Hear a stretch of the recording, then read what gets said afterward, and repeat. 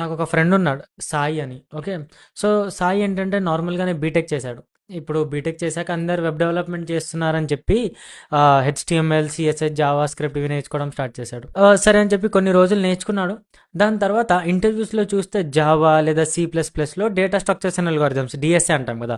So, DSA questions, okay, DBMS questions అవి అడుగుతున్నారని చెప్పి సరే డీఎస్ఏ స్టార్ట్ చేద్దామని చెప్పి జావాని పట్టుకొని data structures and algorithms start చేశాడు. అవి కొన్ని రోజులు చేశాడు. సరే డిఎస్ఏ మనం ఎలాగో జాబ్‌లో యూజ్ చేయం కదా! మనం spring boot, okay, core Java ఏదైతే ఉందో అది యూజ్ చేస్తాం కదా అని చెప్పి స్ప్రింగ్ బూట్ నేర్చుకోవడం స్టార్ట్ చేశాడు. జావాలో స్ప్రింగ్ బూట్, మైక్రో సర్వీసెస్ అని అలా ఉంటాయి కాన్సెప్ట్స్.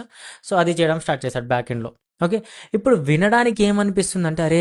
సాయికి ఇప్పుడు వెబ్ డెవలప్‌మెంట్ వచ్చు, డేటా స్ట్రక్చర్స్ అల్గోరిథం వచ్చు, స్ప్రింగ్ బూట్ వచ్చు అని అనిపిస్తుంది. ఓకే. చాలా టాలెంటెడ్ సాయి ఇప్పుడు. కానీ ట్విస్ట్ ఏంటంటే అది ఒక 10 డేస్, ఇదొక 10 డేస్, ఇదొక 10 డేస్ చేశాడు. ఏది సరిగ్గా రాదు. స్టార్టింగ్‌లో ఏదైతే ఒక 5, 10 డేస్ నేర్చుకున్నాడో అంతవరకు అర్థమైంది. దాని తర్వాత వేరేది నేర్చుకోవడం స్టార్ట్ చేసినప్పుడు అది వదిలేసాడు, మర్చిపోయాడు కూడా. ఓకే. అలా 1 మంత్ వేస్ట్ చేశాడు. ఇప్పుడేంటి, అరే 1 మంత్ వేస్ట్ అయిపోయింది, అదే నేర్చుకుందామని చెప్పి మళ్ళీ స్టార్ట్ చేశాడు.